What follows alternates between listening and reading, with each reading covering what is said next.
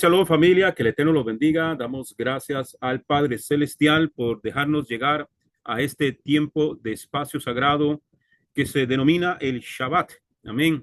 Es un espacio que el Eterno ha establecido para todos y cada uno de nosotros. Un cese de labores. Es un tiempo, 24 horas de conectarnos con Él, de estar en su presencia, de estar conectados solamente, hablando y pensando en las cosas del Eterno. De hecho, se nos prohíbe en la Escritura, en el libro del profeta Isaías, hablar de nuestros propios asuntos. Amén. Entonces, en Shabbat es un cese de todo, es un cese de labores, es un detenerse de las cosas de este mundo para poder estar conectados con el Padre Celestial. Bien, vamos a orar y damos inicio al tema del estudio de la parashá semanal, que es lo que hacemos los viernes y los sábados también, el estudiar la parashá semanal. Bien, mañana no vamos a estar por motivos de salud, pero vamos a tratar de abarcar todo lo que podamos esta noche para poder tocar algunos puntos importantes de la parashá. Bien, oramos. Baruch Adonai Hamevora Leolam Baed, Baruch Ata Adonai Eloheinu Melech Haolam, Asher Bahar Banu Mikol Hamim Benatan Lanu et Torato, Baruch Ata Adonai Divrei HaTorah. Bendito eres tú, Adonai, Elohim nuestro, soberano del universo, que nos has escogido entre todas las naciones y nos has entregado su Torah. Bendito eres tú, Adonai, dador de la Torah. Padre, te damos gracias por este tiempo maravilloso, este espacio sagrado, Señor amado, donde nos consagramos a ti, donde nos dedicamos a ti. Gracias, Padre, porque esta puerta que tú abres para encontrarse con tu pueblo, Padre. Desde acá, desde Casa Israel, bendecimos tu nombre, consagramos este día, que todo lo que hagamos, Señor, sea de hecho o de palabra, lo hagamos para honra y gloria de tu nombre, Padre. Guárdanos, protégenos y ayúdanos, Señor, a siempre estar en conexión contigo, Padre. Gracias por cada hermano, por cada hermana que está a esta hora aquí, Señor amado, y te pido que nos bendigas a través de tu santa y bendita palabra. Bendice a los hermanos, amigos, a través del YouTube también, que han de mirar y están mirando esta enseñanza. Que el Eterno les bendiga, que derrame sabiduría y que traiga, Señor, entendimiento para todos y cada uno de nosotros de tu sagrada escritura. Gracias, Padre, que nos dé la capacidad de entenderla, de ponerla por obra y asimismo poderla enseñar a los demás. Gracias, Padre, en el nombre y por los méritos del Adón Yeshua HaMashiach. Amén y amén. Gloria a su nombre. Bien, mientras compartimos el material de estudio, quiero invitarles a todos los hermanos a que se unan a nuestro canal de YouTube, Roé William Castro, así aparece, y ahí tenemos sobre 800 videos de estudio. Un día esto dije 400, no, son más de 800 videos los que tenemos ya posteados allí para que los hermanos puedan entrar y ver el estudio. Entonces les invito para que puedan ingresar, darle un like, amén, y darle a la campanita sobre todo también para que les puedan llegar las notificaciones. Gloria a su nombre. Déjenme ver porque ahora está. Ahora sí. Gloria a su nombre. Bien. Estamos en la Parashá Bo. Parashá Bo, que es la parashá número 15 que nos corresponde esta semana. Son 54 porciones de estudio. Amén. Así que estamos iniciando este periodo de estudio bíblico. Estamos en la parashá Bo, en el libro del Éxodo. Amén. Gloria a su nombre. Déjame ocupar un poquito aquí. Gloria a su nombre.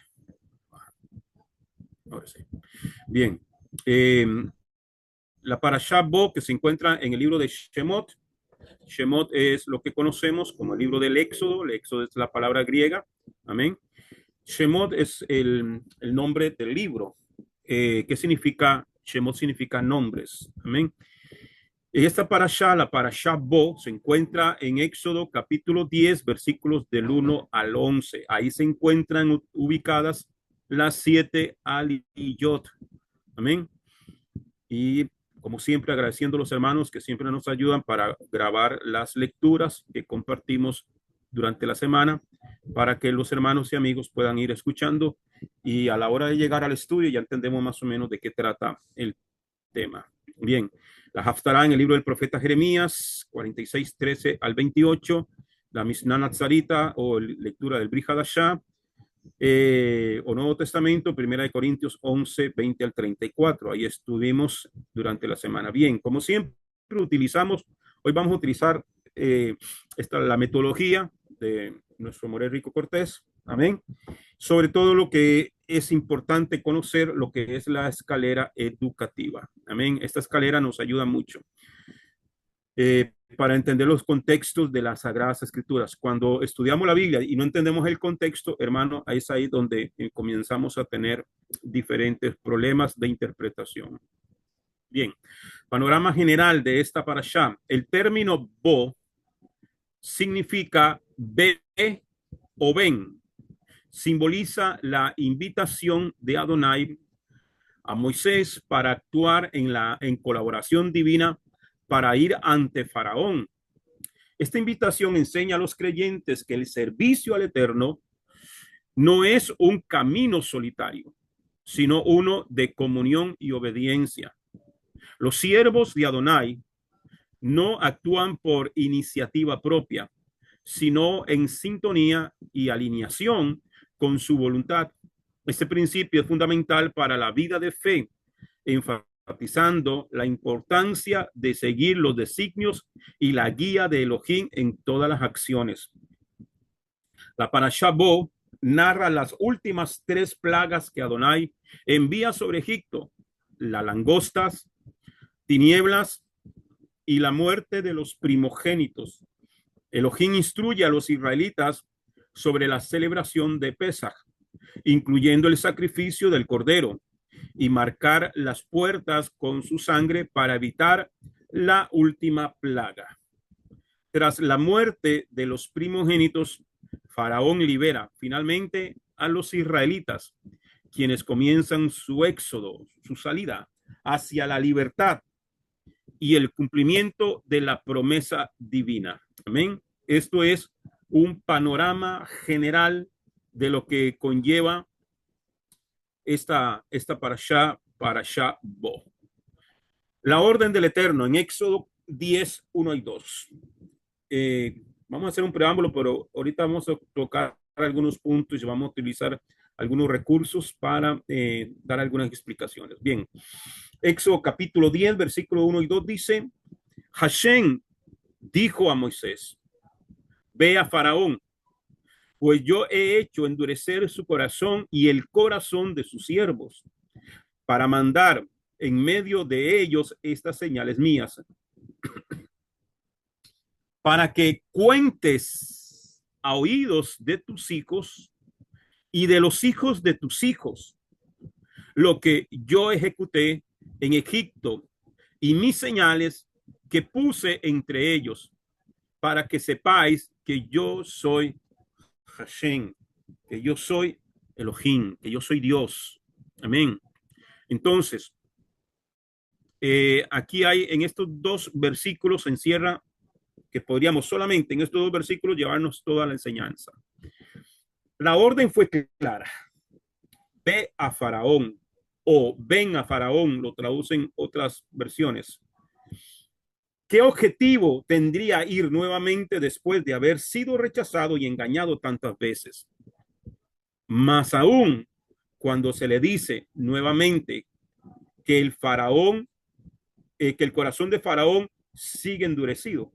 Pareciera como que no tiene lógica, ¿verdad?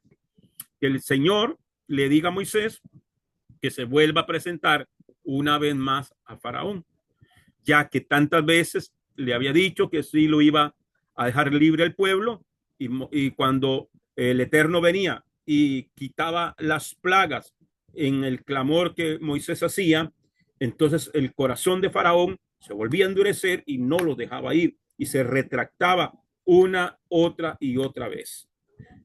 Y el Eterno le dice, aquí en el capítulo 10, ve a Faraón, vos, ve otra vez, preséntate de nuevo, vos, vaya. Señor, pero ¿para qué voy a ir? Ve a Faraón. También es como darle el ánimo a Moisés para que se presente delante del faraón.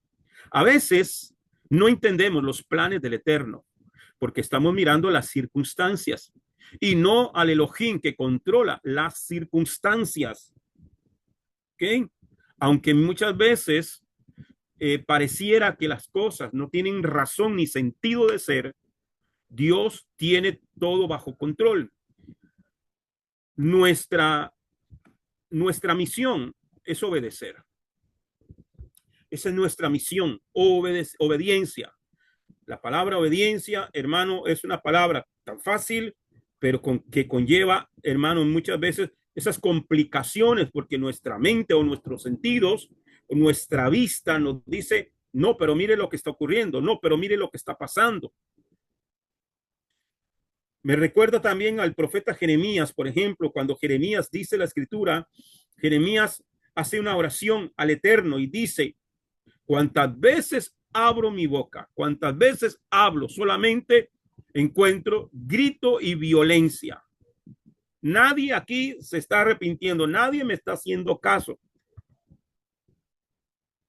Jeremías había entrado en una condición hasta, podríamos decirlo, de un desánimo, hoy dirían depresión. Amén. Dice, no volveré a hablar más, ya no volveré a decir más nada, ya no voy a profetizar en tu nombre, ya no voy a hablar más. Mas no obstante, dentro de mí, dice Jeremías, había un fuego metido entre mis huesos. Traté de sufrirlo, traté de soportar, pero no pude. Me sedujiste, oh Señor, y fui seducido. Fuiste más fuerte que yo y me venciste. Son esos momentos, hermano, que aunque a veces pareciera como que las cosas no tienen razón ni sentido, pero viene el Espíritu de Dios, viene la palabra del Eterno y te vuelve a dar las fuerzas para decirte, como decía un cantante por aquí, que cantaba, uno de los cantantes de antiguos cristianos decía, buenos días mundo, aquí vamos otra vez. Se me olvidó el nombre, Oscar Medina. Y es verdad, es ese ánimo que tenemos que tener todos los días. La noche de anoche, con batallas, con pruebas, con angustias, con dificultades, con problemas en el hogar, con problemas en el matrimonio, pero te despiertas en la mañana y el Señor te dice, te doy las fuerzas. Por eso es que decimos siempre el Modeaní en la mañana, apenas abrimos los ojos. Porque si abrimos los ojos es porque tenemos todavía una misión que cumplir, que hay un propósito de Dios. Bien, entonces, esto nos enseña que el Eterno invitó a Moisés a ir acompañado por él. Un siervo del Eterno no hace las cosas por sí mismo, sino en colaboración con el Eterno. ¿Cuándo es que nosotros fracasamos? Cuando queremos hacer las cosas a nuestra manera, a nuestro modo. Pero si vamos con la orden y la compañía del Eterno, vamos a ir a una victoria segura, aunque las circunstancias digan lo contrario. Amén, Si tomamos amén. decisiones, amén, si tomamos decisiones sin consultar con el Eterno, podemos sufrir graves consecuencias, como está escrito en el libro de Josué 9:14, donde dice, los hombres probaron algo de la comida de ellos, pero no buscaron el consejo de Adonai. Siempre que vamos a hacer algo, hermano, siempre tenemos que buscar el consejo del Eterno. Para las cosas más sencillas y para las cosas más elementales o fuertes y grandes de nuestra vida cotidiana de todos los días, nuestra oración, nuestra guía tiene que ser el Eterno. Tenemos que buscarlo en oración. Amén. Entonces, si nosotros hacemos las cosas, tomamos decisiones.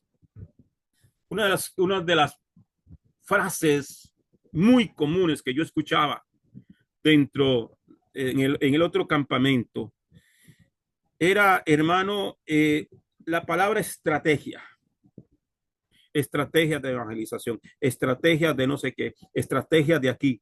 Hermano, y eran ideas que se las sacaban de la manga.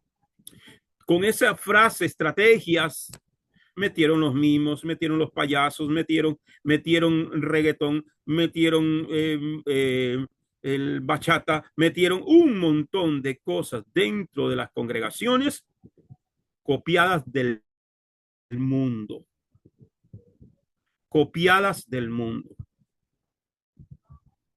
Y lo peor del caso es cuando se dice, es que Dios me habló que hiciera esto. Hermano, Dios me habló que hiciéramos una venta de tamales de carne de cerdo para construir o para comprar los instrumentos, porque estamos mal de instrumentos. Y el Señor me habló que hiciéramos una tamaleada. ¿Sería Dios de verdad cuando la escritura habla de que ese tipo de carne no se come? Entonces, no fue Dios. Cuando hacemos las cosas sin consultar al Eterno, es donde vienen las malas y graves consecuencias. Entonces, ¿para qué ir de nuevo ante Faraón? Número uno, demostrar a los egipcios su poder. Evidente era para los egipcios ver cómo su nación era azotada por plagas, mientras que a los hebreos no les pasaba nada. Dos, dar testimonio a las generaciones futuras de los israelitas. Esta iba a ser la historia que los israelitas le transmitirían a sus descendientes de generación a generación. Por eso es que hasta el día de hoy, en la celebración del Pesach, una de las órdenes y los misbot del Eterno es hablar de la Hagadá, de los acontecimientos que ocurrieron en Egipto en el primer Pesach, en la primera Pascua. En el Salmo 78, 2, 7 dice, abriré mi boca con proverbios, declararé enigmas de tiempos antiguos, los cuales hemos oído y entendido que nos relataron nuestros padres. No los cubriremos, no lo encubriremos a sus hijos, no los encubriremos a sus hijos. Relataremos a la generación venidera las alabanzas de Yuhebahei y de su poder y de las maravillas que hizo. Él estableció testimonios en Jacob y puso ley en Israel, la cual mandó a nuestros padres que la notificaran a sus hijos. Es una ley, es un mandato hablarle a los hijos de todos los acontecimientos que el Eterno ha hecho, que hizo, ha hecho y hará, para que la generación venidera lo supiera y los hijos que habrían de nacer, se levantarán y lo relatarán a sus hijos para que pusieran en Elohim su confianza y no se olvidaran de las proezas de Dios, sino que atesoraran sus mandamientos. ¿Cómo, hermano, es que nosotros vamos a pedirle a un hijo que se convierta al Señor, que deje de andar en cosas que no le agradan a Dios, si nunca desde niños nunca se les ha enseñado las cosas que el Eterno ha hecho? No es una cuestión, hermano, de que acepte a Cristo en su corazón y ya. No, eso no, hermano. Eso es algo que se enseña desde pequeño y es un mandamiento, ¿ok? Entonces, la historia que nunca puede ser olvidada, pues forma parte del mandamiento contarla. Forma parte del mandamiento contar estas historias a los hijos, es parte del mandamiento, contarla generación tras generación. Además, sería prueba fehaciente de ser el pueblo escogido de Yuhebahei para cumplimiento de todas sus promesas. Esta es una responsabilidad insustituible de los padres, enseñar estas cosas a sus hijos. Es un mandamiento. Amén. Y eso lo vemos en parte de lo que es el Shema, ¿verdad? Dice en Devarim 6, 6 al 9, Estas palabras, las cuales te estoy ordenando hoy, estarán en tu corazón y las enseñarás cuidadosamente a tus hijos, cuidadosamente a tus hijos. Amén. La enseñarás cuidadosamente. ¿Qué es cuidadosamente, familia? Cuidadosamente conlleva una responsabilidad que se le quede grabado al niño desde pequeño estas cosas que el Eterno ha hecho. Entonces, y las enseñarás cuidadosamente a tus hijos. Hablarán de ellas. ¿Cuándo? Cuando te sientes en tu casa, cuando viajes en el camino, cuando se acuesten y cuando se levanten.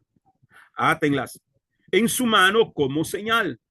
Póngalas alrededor de la frente con una banda y escríbelas en el marco de las puertas de tus casas, en sus postes. Amén. Entonces, aquí vemos tres misbot, tres mandamientos que demanda Adonai en estos versos. Número uno, enseñar la Torá a nuestros hijos en todo momento. En todo momento, la oportunidad, cuando puedo enseñarle a mi hijo, a mi hija, a mi nieto, a mi nieta, en todo momento. Por eso dice, cuando te acuestes, cuando te levantes, cuando te sientes, cuando estén comiendo, cuando... hablen de las cosas del Eterno. Dos, usar los tefilín. Te enseño que son los tefilín. Tefilín es una de las más importantes misbot, preceptos de la Torah. Ha sido observada y atesorada por miles de años hasta nuestros días. La Torah lo menciona más de una vez, pero más explícitamente en Deuteronomio 6:8.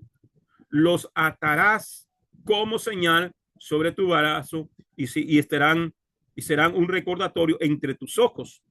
Tefilín consiste en dos pequeñas cajas de cuero unidas por una correa de cuero. Cada una de las dos cajas contiene 4 secciones de la Torah escritas en pergaminos.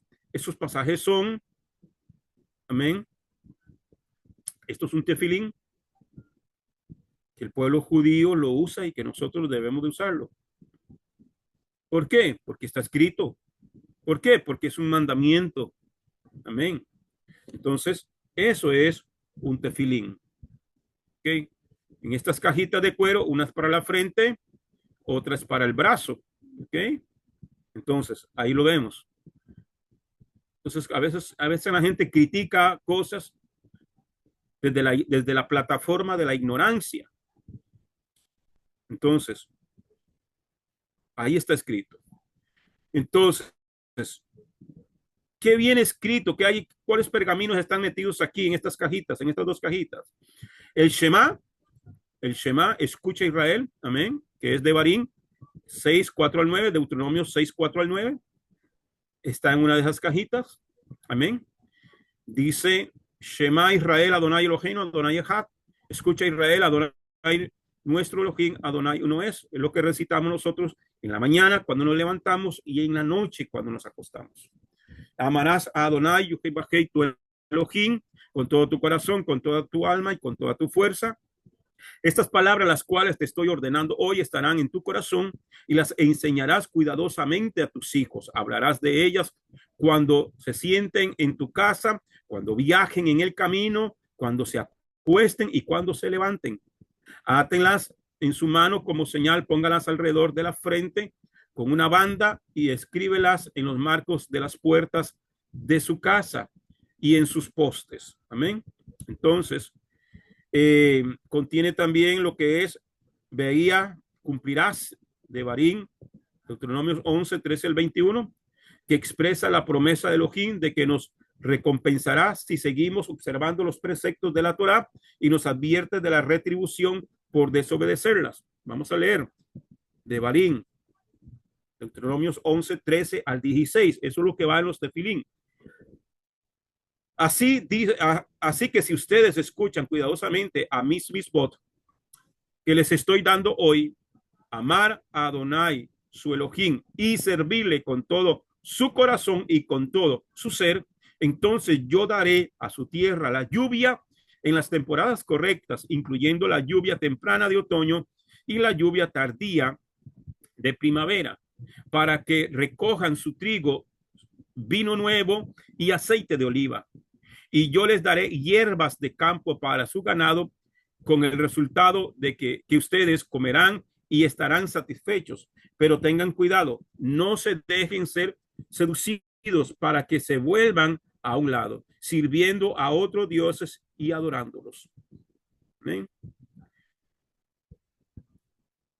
Capítulo 11, versículo 17 al 21. Si lo hacen, la furia de Adonai se encenderá contra ustedes.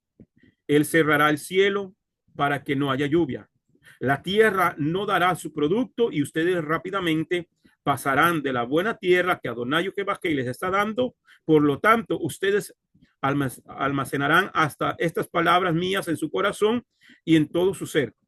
Átenlas en su mano como señal, póngalas al frente delante de sus ojos. Enséñenlas cuidadosamente a sus hijos, hablando de ellas cuando se sienten en su casa, cuando viajen por el camino, cuando se acuesten y cuando se levanten.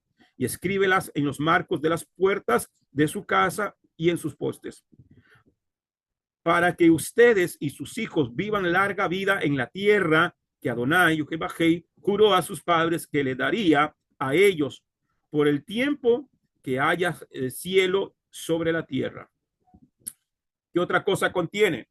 El Kadesh, el santo, Shemot 13, 12 al 10. El deber del pueblo israelita de recordar siempre la redención de la servidumbre servidumbre egipcia, o sea, no olvidarse de dónde Dios te sacó, no olvidarse quién eras tú, no olvidarse cómo estabas oprimido en el mundo, en Egipto, no olvidar, y eso también va metido allí en esas cajitas. Éxodo 13 del 1 al 10. Conságrame todo primogénito, todo el que abre matriz entre los hijos de Israel, así de los hombres como de los animales, mío es. Y Moisés dijo al pueblo, recordad este día en el que habéis salido de Egipto, de casa de servidumbre, pues Jehová os ha sacado de aquí con mano fuerte. Por tanto, no se comerá nada leudado. Vosotros salís hoy en el mes de Abib, y sucederá que cuando Jehová te introduzca en la tierra del cananeo, del eteo, del amorreo, del heveo y del jebuseo, tierra que destila leche y miel, la cual juró a tus padres que te daría, celebraréis este ritual en ese mes. 7 días comerás pan sin levadura, el 7º día será celebración para Jehová. Cosas sin levadura se comerán los 7 días, y ninguna cosa leudada se verá contigo. Ciertamente no se verá levadura en todo tu territorio. Y en aquel día se lo explicarás a tu hijo, diciendo, es con motivo de lo que Jehová hizo por mí cuando salí de Egipto. Y te será por señal en tu mano y por recordatorio entre tus ojos, para que la ley de Jehová esté en tu boca, por cuanto por mano fuerte te sacó Jehová de Egipto. Así pues, de año en año cumplirás este estatuto en su tiempo señalado. Esta es la orden de celebrar el Pesach. Amén. Y lo que es la festividad de panes sin levadura. ¿Qué más contienen? El Beaía, cumplirán. Shemot 13, 11 al 16. La obligación de todo israelita de informar de esto a tus hijos. Shemot 13, 11 al 12. Dice, vamos a ir hasta el 16.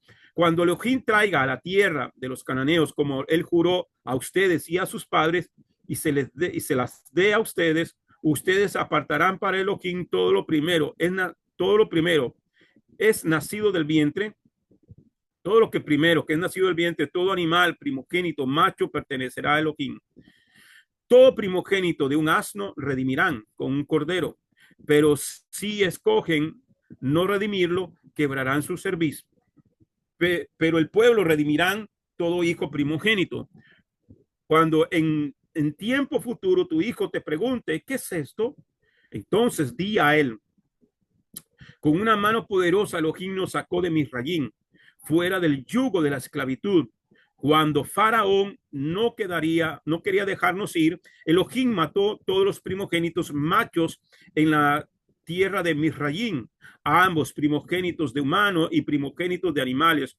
Por esto yo sacrifico a Elohim cualquier macho que es el primero del vientre de un animal, pero todos los primogénitos de mis hijos yo redimo. Será pues como señal en tu mano, como insignias entre tus ojos, porque con mano fuerte nos sacó Adonai Jebajei de Misrayim. Ahí va también dentro de la cajita. Entonces, de aquí quiero comentar algo, hermano. De aquí quiero comentar algo. La redención del primogénito, el Pidón Javé. Hoy en día no lo podemos hacer como está aquí escrito. ¿Por qué razón? Porque el Pidón Javé se le daba a los levitas en el templo o en el tabernáculo y en el templo en la tierra de Israel. Hoy, si tuviéramos que hacerlo, tendríamos que viajar hasta Israel, amén, y dar ese rescate, ese Pidón Javé al levita, al sacerdote.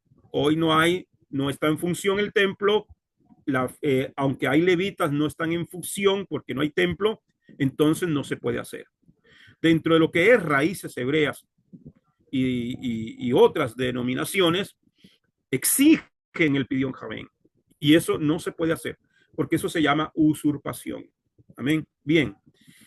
Entonces, una de las cajas, el tefilín del brazo, es colocada sobre el brazo izquierdo para que esté frente al corazón, en lugar de las emociones, y la correa de cuero es envuelta alrededor de la mano izquierda, alrededor del dedo medio de esa mano. La otra caja, el tefilín de la cabeza, es puesto sobre la cabeza por encima de la frente, así reposa sobre el cerebro. De esta manera, nuestra atención es dirigida a la cabeza, el corazón y la mano.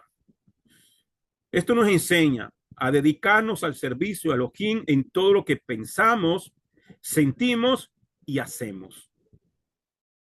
También nos enseña a no ser gobernados únicamente por los impulsos del corazón, no sea que esto nos lleve al error y la transgresión, ni a ser gobernados solamente por la razón, pues esto puede llevar al crudo materialismo.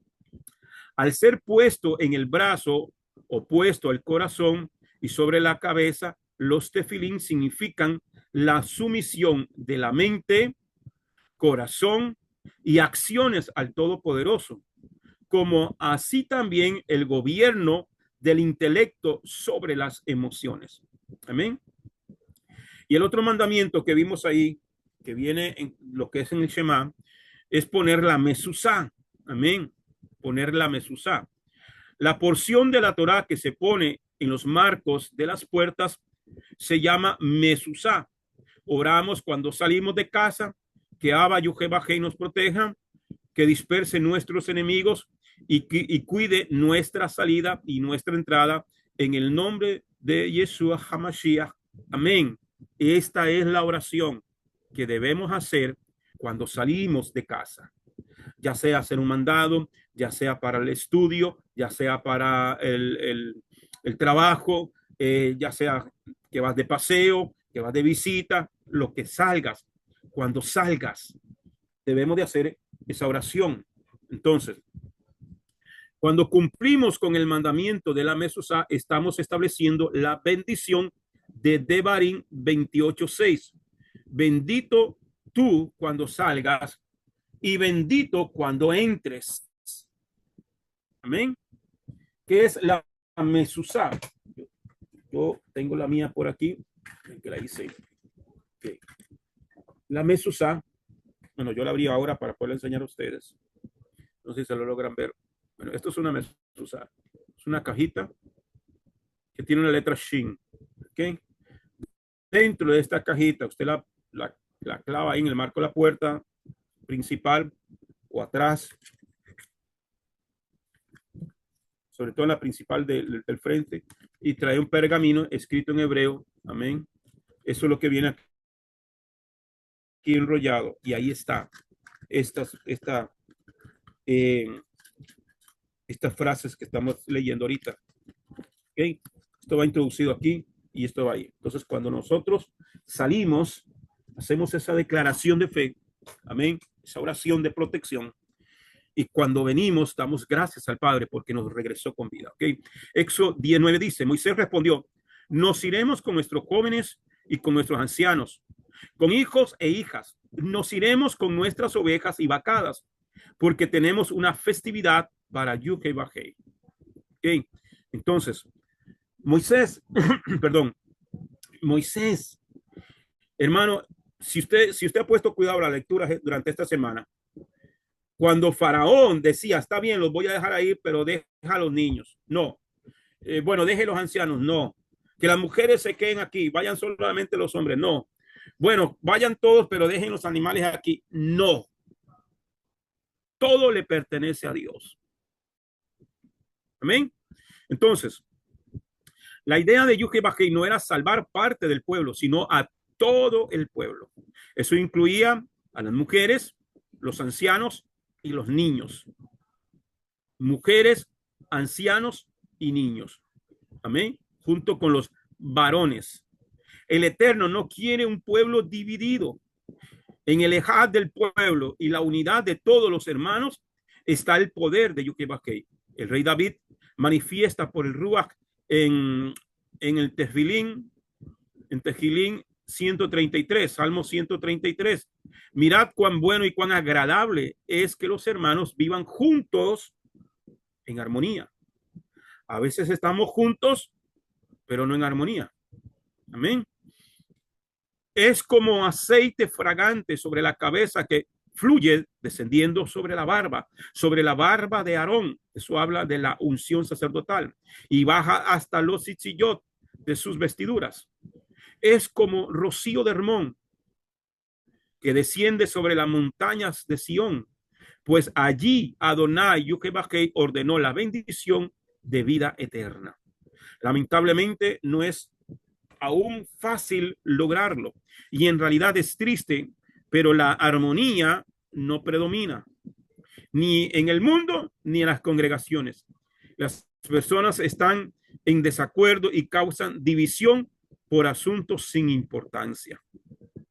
Algunos parecen deleitarse en provocar tensiones al desacreditar a otros. Los chismes, las calumnias son muy comunes.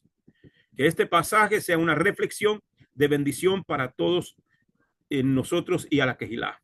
Éxodo 10:11. No será así.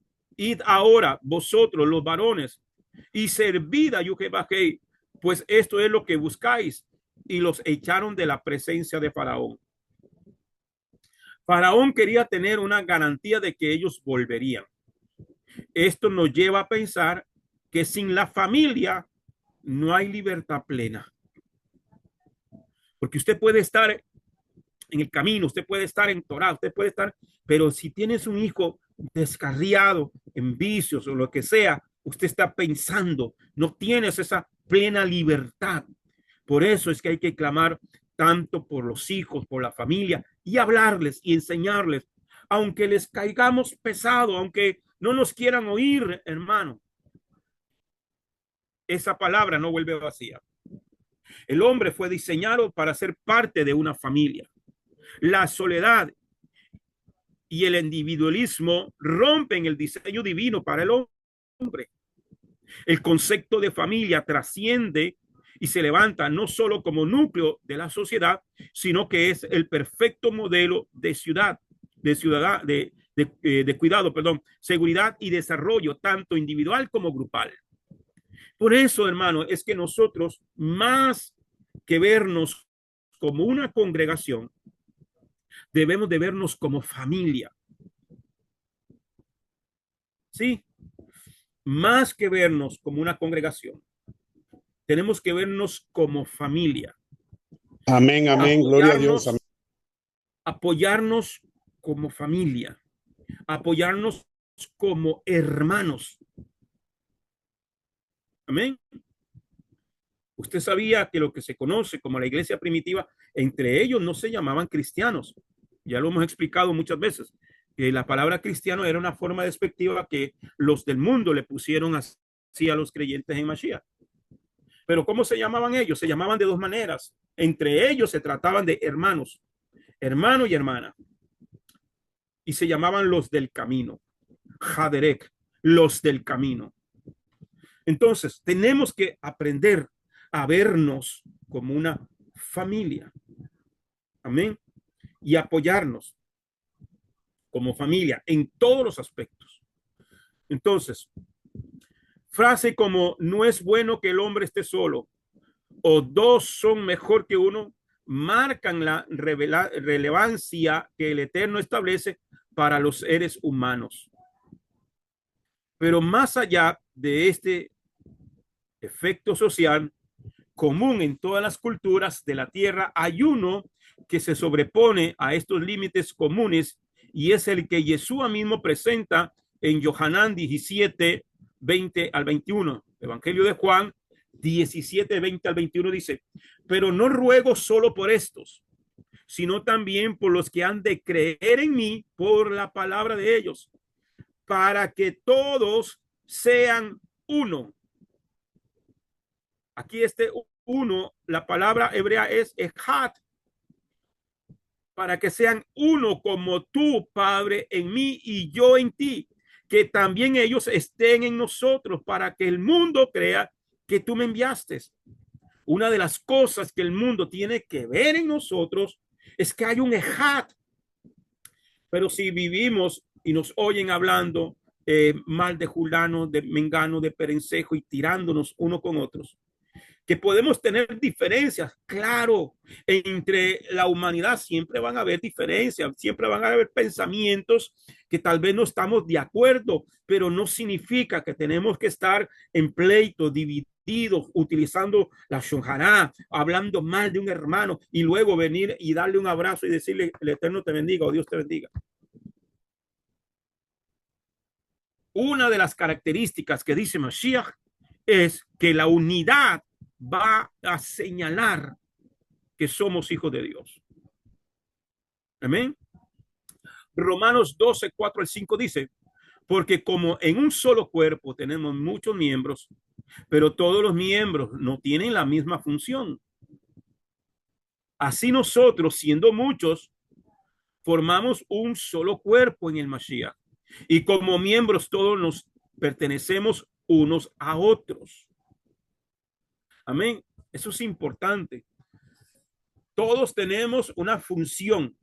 Aquí nadie es más que nadie. Simplemente es que unos tenemos una misión, una asignación de parte del Eterno y otros tienen otra asignación. Entonces, yo no te puedo exigir a ti que hagas lo que yo hago porque quizás no es la asignación que el Eterno te otorgó. Porque como un cuerpo que está lleno de tantos miembros, todos los miembros en el cuerpo son importantes, pero no todos tienen la misma función. Y es lo que el apóstol Pablo está tratando de explicarle aquí a los creyentes en Roma. Que no haya en ustedes esa división o ese ego porque yo canto y el otro no canta, o porque yo enseño o predico y el otro no sabe predicar. No, hermano, tenemos que apoyarnos. Y cuando hay alguien que también está desarrollándose en la función que yo tengo, entonces yo que tengo un poco más de experiencia, un poco más de tiempo, que quizás tengo un poquito más de conocimiento porque he tenido la oportunidad de estudiar un poco más que el hermano que está iniciando, mi deber no es apartarlo, mi deber no es mirarlo por encima del hombro, mi deber no es humillarlo, mi deber es ayudarlo a crecer. Y la meta tiene que ser al que alcancen, no solamente que alcancen el nivel que tengo, sino que me sobrepasen. ¿Por qué? Porque yo ya voy de salida. Y qué bueno es que tener la tranquilidad de que aunque yo no esté, alguien en la quejilá va a seguir con la enseñanza, va a seguir con el instrumento, va a seguir enseñando, va a seguir, y así en todo, familia.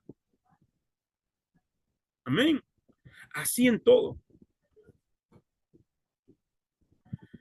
Pero ¿qué predomina muchas veces? El egoísmo. ¿Qué predomina muchas veces? El celo. Amén. La plaga de langostas. Aquí viene. Éxodo 10, 14 al 15. Y subió la langosta sobre toda la tierra de Egipto y se posó en todo el territorio de Egipto de manera gravísima. Nunca antes hubo tal plaga de langostas, ni la habría después. Cubrió la superficie de todo el país y la tierra se oscureció. Usted se imagina, hermano, que usted crea que ya se hizo de noche y que sean puros insectos que están ahí volando en el cielo. Dice, consumió toda planta del país y todo el fruto de los árboles que había dejado el granizo, y no quedó nada verde en los árboles ni en las plantas del campo en toda la tierra de Egipto. Esta plaga estaba destinada a acabar con la economía de la nación. Esto implicaba que su poder económico decaería, pues en él reposaba y reposa la base del poder de cualquier nación. ¿Ven? Esta plaga marcaría un punto en la historia de Egipto, ya que esta plaga era única, puesto que no hubo anteriormente otra plaga como esta, ni la habría otra vez.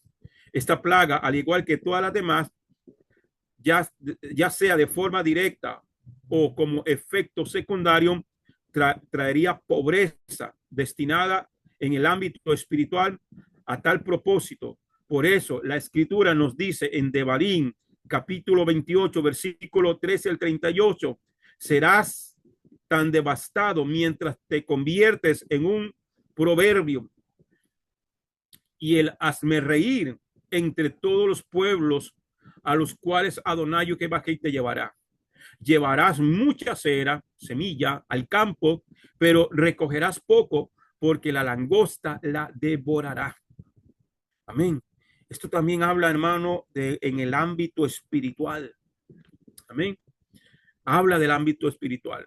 Cuando no estamos obedeciendo la palabra del Eterno, cuando no estamos obedeciendo al Eterno como nos demanda en su palabra que tenemos que hacerlo, hermano, hay gente que gana mucho dinero o recibe mucho dinero, pero como dice, hermano, es como echar agua en un canasto. Es como tratar de sostener el agua entre los dedos. Imposible. Se te va. Entonces, hay momentos de pruebas, sí. Todos pasamos pruebas. Pero cuando hay algo que persiste, persiste y persiste toda una vida, tenemos que examinarnos si es que hay en nosotros algo que estamos desobedeciendo y que esas langostas espirituales, por decirlo de alguna manera, nos están devorando el fruto. Cera, la palabra cera, que la encontramos en el diccionario con el H2233, que significa semilla, fruto, planta, tiempo de siembra, posteridad, descendencia, descendiente, especie, estirpe, ser fecunda, genealogía, generación, grano, hijo, linaje, poner, posteridad, postrero, prole, sembrar, semen, sementera, semilla, siembra, simiente. Todo eso significa la palabra cera, que se traduce como semilla. Entonces estamos viendo que no solamente es a nivel económico, a nivel agrícola, sino también a nivel de familia. A nivel familiar sabemos que por muchas generaciones hemos sido devastados económicamente. Aún hoy, muchos de nosotros y algunos de nuestros antepasados podemos recordar los tiempos vividos de gran bendición económica, aunque de eso solo quede un amargo recuerdo. Sin embargo, levanta tu cabeza, amado hermano, pues formas parte de los que hoy reciben libertad, restauración y restitución. Amén. No desmaye tu ánimo, puesto que la promesa aún está vigente para los que estamos retornando a la nación de las promesas de Yucatán. Y los que estamos llegando a este conocimiento nos va a ayudar para entender, hermano, y romper con toda maldición que pueda haber, hermano, dentro de nuestra estirpe, dentro de nuestra familia. Por eso es que la oración de Shabbat, por ejemplo, cuando bendecimos a la esposa, cuando bendecimos a los hijos, amén, cuando bendecimos a nuestras hijas, estamos rompiendo con toda maldición de nuestros antepasados. Joel capítulo 2, verso 25 dice: yo restituiré los años que ha comido la oruga, el saltón, el revoltón y la langosta, mi gran ejército que he enviado contra vosotros.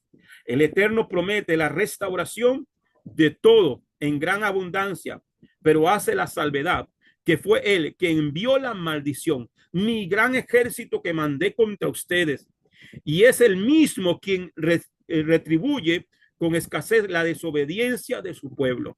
Entonces, cuando vienen estas situaciones, porque es, ok, tenemos que hacernos un autoexamen.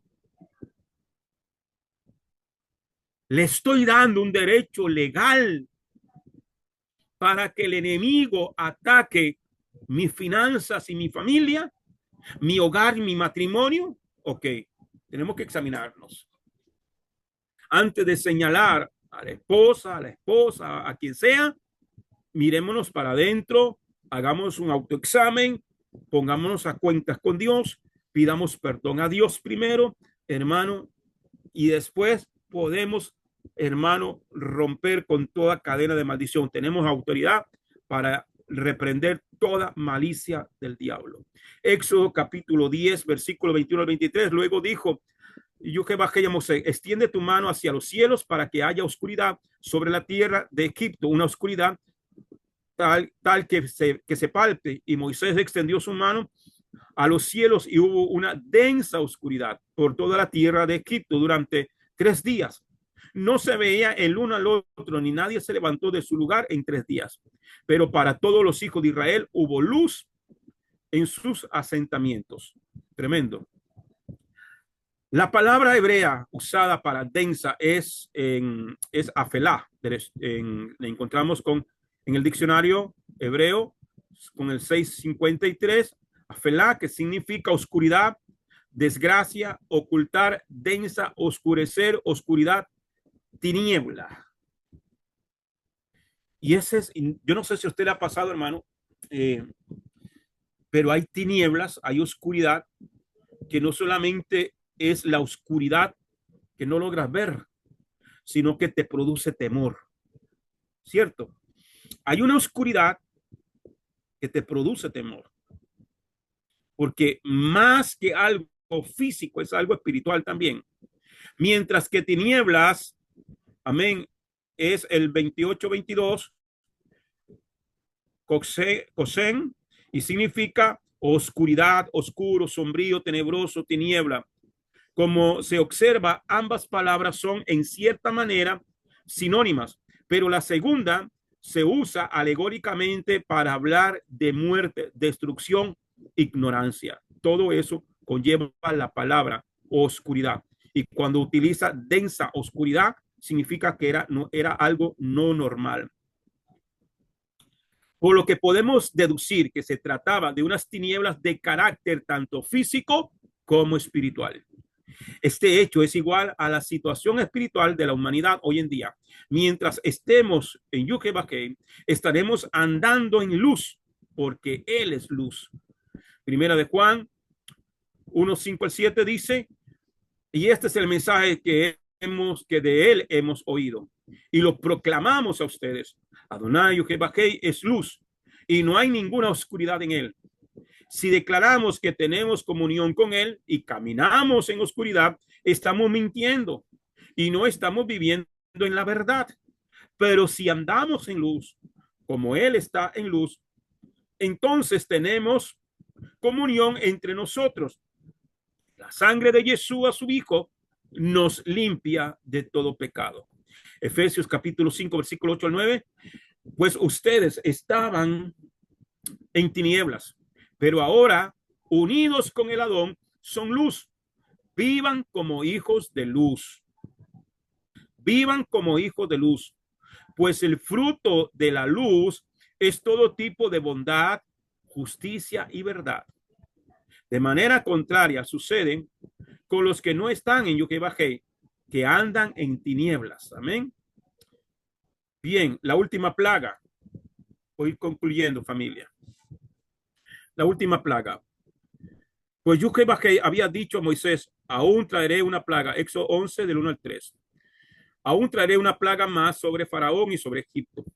Después de esto os dejará ir de aquí. Y cuando os deje ir, ciertamente os echará de aquí definitivamente.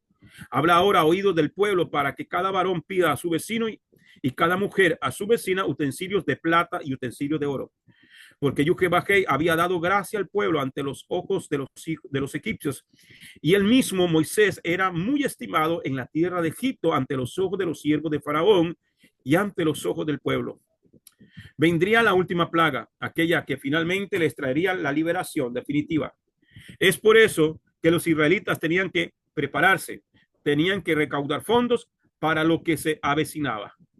Yuhebajei se encargaría de hacer que los egipcios le dieran todo lo que ellos necesitaban. Ahora bien, queda un leve aroma de injusticia con los egipcios al despojarlos de todas sus pertenencias. De igual manera, las palabras de Elohim de influenciar a los egipcios para que entregaran todo a los israelitas da a entender una violación al libre albedrío, pareciera, ¿verdad? Pero no es así, básicamente porque por 430 años ellos fueron abusados con esa esclavitud. La escritura dice que fue cruel servidumbre y la crueldad sobre los demás. La Torá la legisla y demanda pago de restitución por daños ocasionados injustamente. ¿Okay? Los israelitas estaban recibiendo el pago de su duro y abusado trabajo durante los años de esclavitud con su respectivo interés retroactivo, pues el Elohim de Israel es Elohim justo.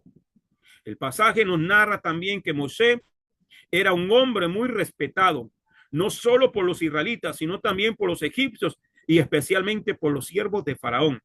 Esto nos enseña que la mejor manera de ganarnos el respeto de los demás es siendo obedientes a Yuhebajei.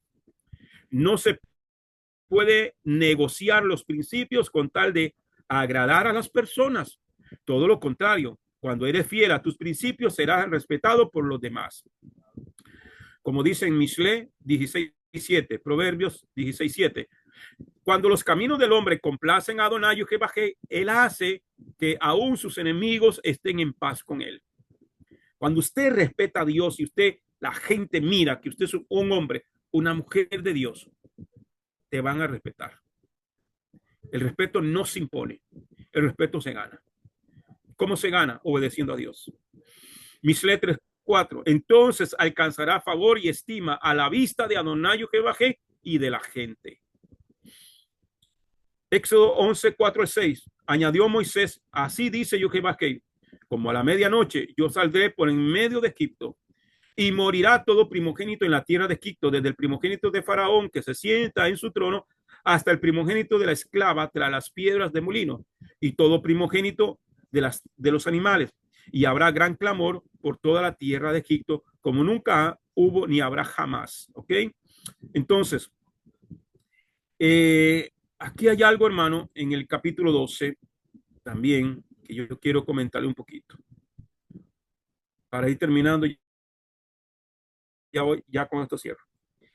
Shemot 12:12 dice, porque esta noche pasaré por la tierra de Misraim y mataré a todos los primogénitos de la tierra de Misraim, a ambos hombres y animales, ejecutaré juicio contra todos los dioses de Misraim. Ok. Lo que ocurre ahí es una guerra de dioses, que yo le he puesto así, una guerra de dioses. Cada plaga que hubo en Egipto, cada una de las 10 plagas era atacando a cada una de las deidades en los cuales los egipcios habían puesto su confianza. Cada una de ellas, el Eterno, a través de Moisés y Aarón, estaba hiriendo a cada una de esas plagas, de esos dioses, perdón, con cada una de las plagas. Amén. Entonces, esto lo hemos estudiado en otras ocasiones. Entonces, es importante saber, hermano, era una victoria no solamente física, económica, material, sino que también era espiritual. ¿Por qué? Porque esto estaba enseñando también a los egipcios que su confianza tenía que estar puesta en el Dios de Abraham, Isaac y Jacob. Ahora, dice el versículo 2, este mes es para vosotros principio de meses. Sea este para vosotros el primero de los meses del año. ¿Okay? Este evento marcaría un punto en la historia de Israel. Este evento hacía de Israel un pueblo único. Ok, quiero mostrarles algo aquí. En los Taryag Mitzvot, okay. Okay. En el Sidra Bo, que es la porción de Bo, el orden de esta parasha. En el Taryag Mitzvot, la Mitzvah número 4, el mandamiento número 4, esta frase que dice aquí es el Beis Din, la corte judicial. Beis Din, ¿ok? Que era la corte judicial. Dice, en el versículo 2, dice, este mes será para ti el principio de los meses. Entonces, que es el mes de Abib o Nisan, que para nosotros en el calendario gregoriano cae entre marzo y abril. Es ahí cuando inicia las festividades, ¿ok? Inician las festividades, inicia con la cena o se iniciaba con el sacrificio de los corderos. Hoy no se puede sacrificar un cordero. ¿Por qué? Volvemos al mismo principio. Esto se hacía en la tierra de Israel, se hacía en el templo. Amén. Ahí era donde se sacrificaban los corderos, en el templo. Ok, entonces, la primera que se conoce como la primera Pascua, que fue en la tierra de Egipto, fue para marcar ese inicio. Ya estando en la tierra, entonces se hacía en el tabernáculo o en el templo. Nadie tiene potestad de hacer un sacrificio y llamarlo el sacrificio de Pesach. Hoy lo conmemoramos. ¿Podemos comer carne de cordero? Sí, pero no lo podemos sacrificar. ¿Ok?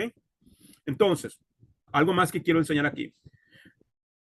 Dice esencia, es una misbah, o sea, es un mandamiento para el Beis Din. Recuerde esto.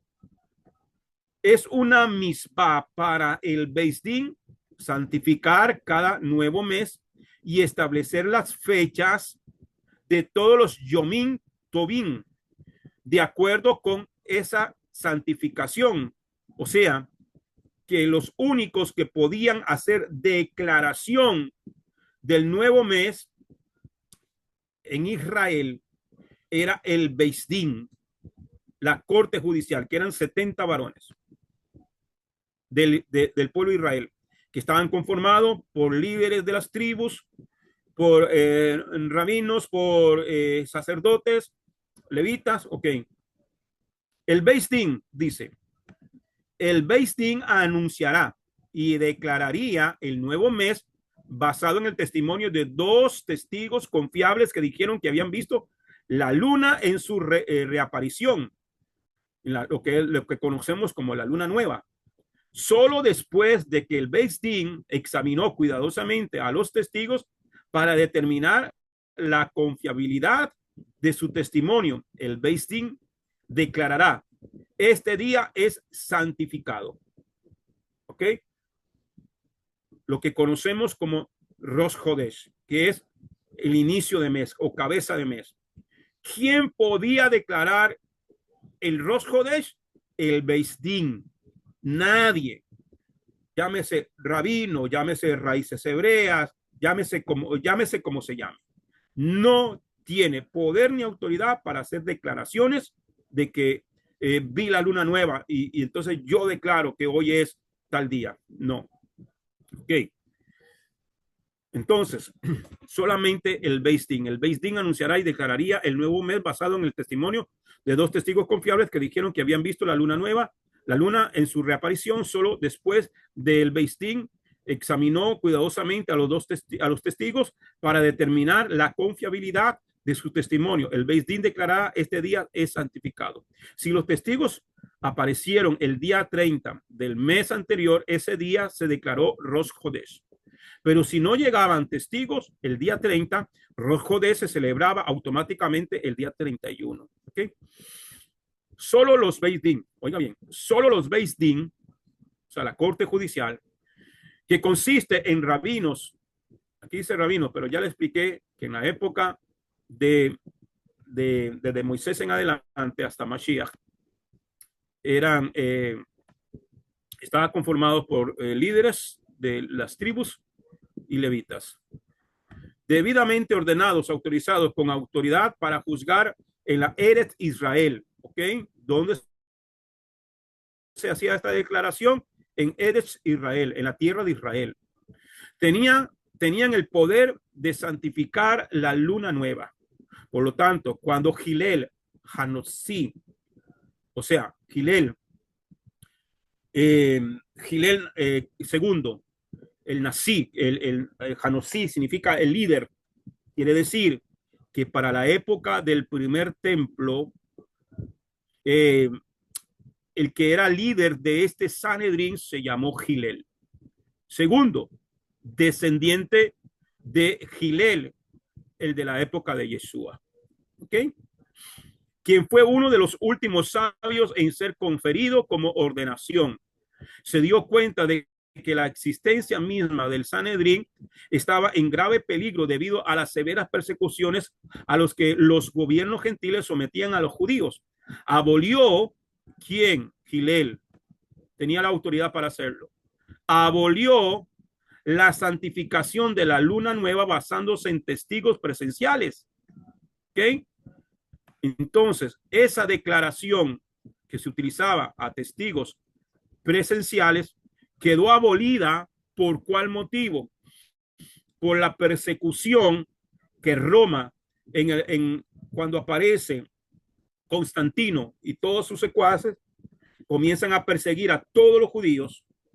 Ok, entonces Hillel II, el Hanosí, el líder del Sanedrín, miró que estaban en peligro, ok, que estaba en peligro. Entonces el mismo Sanedrín estableció que ya no se iba a declarar el mes por la boca de dos testigos, ok. Entonces dice, y adoptó en su lugar un calendario predeterminado a través del cálculo que delineó todos los futuros Rosh Hodashim, los nuevos meses, hasta la llegada del Mashiach. Entonces, Hillel, viendo que el mismo Sanedrín iba a desaparecer, él dice, entonces, como los únicos que tienen la autoridad para hacer esta declaración de los meses es el Sanedrín, tenemos que dejar esto a un lado, vamos a hacer un cálculo, vamos a dejar un calendario establecido hasta que venga el Mashiach. ¿Ok? Recordemos que esto fue después de Mashiach. Entonces estamos esperando a que Mashiach regrese. Por eso es que nosotros utilizamos el calendario que conocemos, que en la tierra de Israel, todo judío y todo hebreo en Israel y en el mundo utiliza el calendario de Hillel. El calendario de Hillel. Entonces, nadie puede hoy cambiar las fechas del calendario.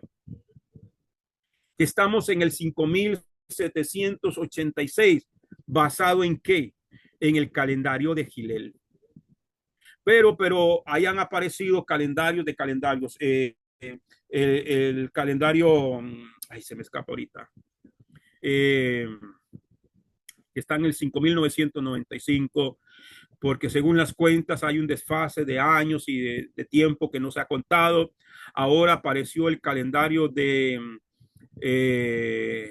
Sadoc, el otro se me escapa. Bueno, pero todo eso podría ser que tengan razón. Bueno, el de Sadoc no, porque están cambiando el Shabbat para un día que no es Shabbat. Ok, pero nadie tiene la autoridad de cambiar el calendario. Nadie. ¿Por qué? Porque solamente el Sanedrín. Lo estamos viendo acá en este recurso académico que se llama Taryag Misbot, 613 mandamientos. Si no entendemos esto desde el contexto de la legalidad, esto aquí, legalidad bíblica. Entonces, hermano, hay gente que se está atribuyendo cosas que no le corresponden. Y entonces toda persona que está haciendo un cambio en el calendario, estableciendo fechas, está cayendo en un pecado que se llama usurpación. Cuando el Mashiach regrese y se levante una vez más el sacerdocio y se decrete un nuevo Sanedrín, ellos harán las correcciones que tengan que hacer en el calendario. Por eso es que nosotros utilizamos el calendario de Gilel, el calendario hebreo, para hacer las celebraciones. Tenemos que basarnos en ese calendario. Cuando dice que este será el principio de los meses para las festividades, ¿ok? Habían 4 cabezas de año durante el año, ¿ok? Entonces, voy a terminar de leer aquí. Dado que Gilel, Hanotzi II y su Beis Din fueron rabinos ordenados, tenían el poder de santificar todos los meses nuevos futuros, a pesar de que fue a través de solamente el cálculo. En esta misma se incluye la obligación del Beis Din de intercalar los años, agregar un mes adicional en ciertos años bisiestos. La necesidad de años bisiestos es imperativa debido a la discrepancia en el número de días entre año solar y uno lunar. El año solar consta de 365 días, 5 horas y 5 minutos, diferencia de un año lunar que consta de 354, de ahí es donde vienen los años bisiestos. Bien, entonces básicamente esto que le expliqué. Ahora, quiero leerle un poquito la Mishnah. No sé si se mirará bien aquí en pantalla. Okay. En la Mishnah dice, déjame leer un poquito aquí. Su nombre, Gloria. Acá. En la terminología, este es un tratado, el tratado Rosh Hashanah, que significa año nuevo. Okay. En la terminología mística, año nuevo designa la misma fiesta de la Biblia llamada Día de Clamores, como dice en número 29.1. ¿Cuál es el Día de Clamores? Día de Clamores es Yom Teruah. Yom Teruah. Entonces, el año nuevo inicia en lo que es la celebración de Yom Teruah, anunciada al son de trompetas, según Levítico 23. Lo característico de la fiesta del año nuevo es el toque del shofar, que el creyente debe escuchar con atención ese día. ¿Ok? Entonces, voy a leer un poquito más acá. Son 4 los comienzos del año. El primero de Nisan es el comienzo del año para los reyes y para las fiestas. El primero de Elul es el comienzo del año para el diezmo del ganado. Amén. Después, en 4 momentos el universo es sometido a juicio. Ok. Y Tisri, que viene cayendo más o menos entre septiembre y octubre, es el año donde se contabiliza, donde se hace el cambio del año. ¿Okay? El primero de Tisri es el comienzo del año en relación al cómputo de los años. ¿Okay? Por eso es que aunque la escritura dice de que el primero del mes es Nisan, sí, pero el comienzo del año donde se hace el cambio del año, ahorita estamos en el 5786 en el calendario de Gilel. Entonces, en Tisri, que viene cayendo entre septiembre y octubre, pasaremos al 5787. Quería mostrarles esto, hermanos, sobre todo lo de este calendario, para ya concluir con ustedes acá, para que tengamos claro qué es lo que estamos haciendo nosotros. Cuando nosotros a veces escuchamos personas y nos dejamos guiar sin que nos estén presentando evidencias claras del por qué se está enseñando lo que se está enseñando. Opiniones van a haber muchas, pero como dice el maestro Rico Cortés, la evidencia establece la verdad. Bien, familia, vamos a dejarlo acá, ya les quité mucho tiempo. Si alguien quiere hacer algún comentario o alguna consulta, y si no, pues oramos y nos despedimos, familia. Amén, pastor. Gloria a Dios. Bendiciones. Shabbat shalom para todos. De acuerdo Gloria a al Dios. cierre, estaríamos incumpliendo lo que nos explicó de Josué 9:14, ¿verdad? Tomando Correcto. decisiones sin tomar en cuenta lo que el maestro dice a través de la palabra. Demasiado importante la clase porque si cumplimos lo que dice el Salmo 78:2-7, instruir a los niños, que es lo que hoy Dios le está permitiendo poderlos compartir a nosotros.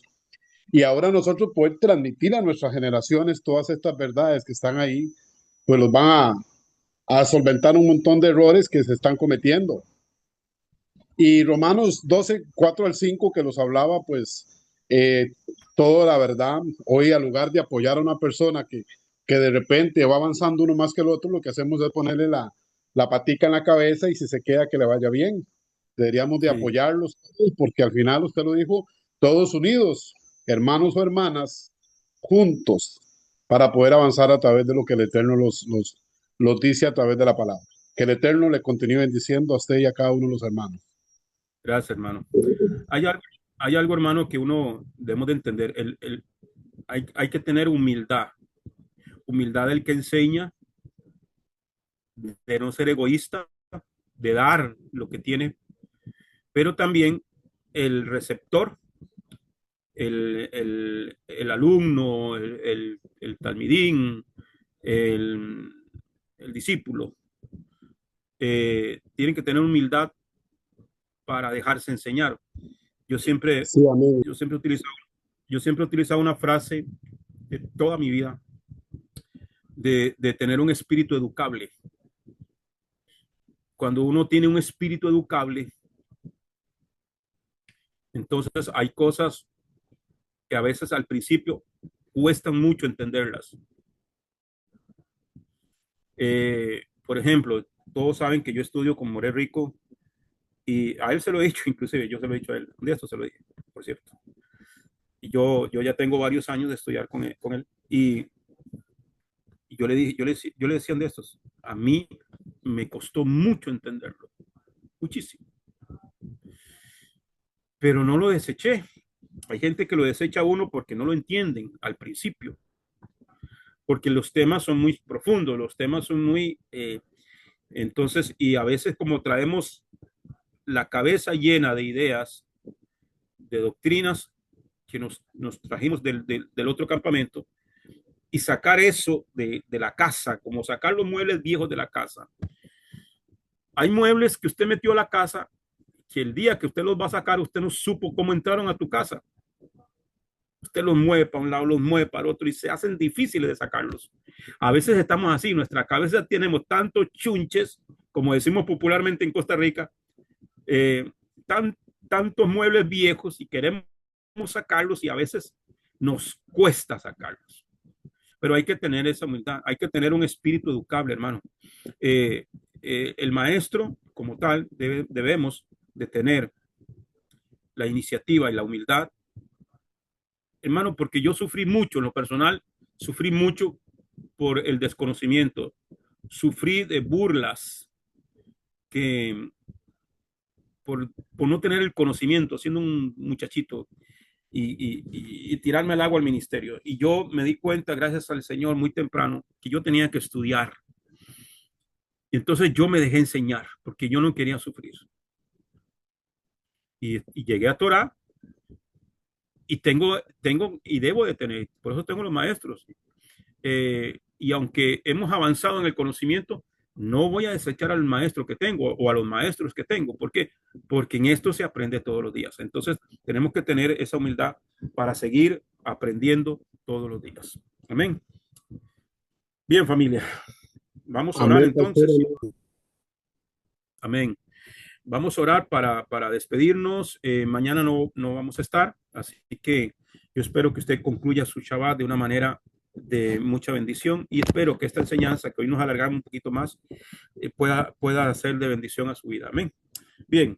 Baruch atah Adonai Eloheinu melech haolam asher natan lanu et torato Torah emet bechaye olam natah betujenu Baruch atah Adonai Dibreja Torah. Bendito eres tú, Adonai, Elohim nuestro, soberano del universo, que nos has entregado su Torah, una Torah de verdad y que ha implantado en nuestro interior la vida eterna. Bendito eres tú, Adonai, dador de la Torah. Gracias, Padre, por este tiempo de enseñanza, Padre, lo que resta de este Shabbat, que podamos, Señor, hacerlo de una manera con mucho, con mucha intención en el corazón de agradarte a ti, Padre. Ayúdanos, Padre eterno, Rey de los cielos. En el nombre de Yeshua HaMashiach. Amén y amén. Shabbat Shalom, familia. Feliz noche para todos. Que el Eterno me los bendiga. Shabbat Shabbat Shalom, Shalom, bendiciones. Roe. Shabbat Shabbat Shalom, shalom. compañera. Shabbat shalom, Roe, que sigas mejor. Gracias, hermanito.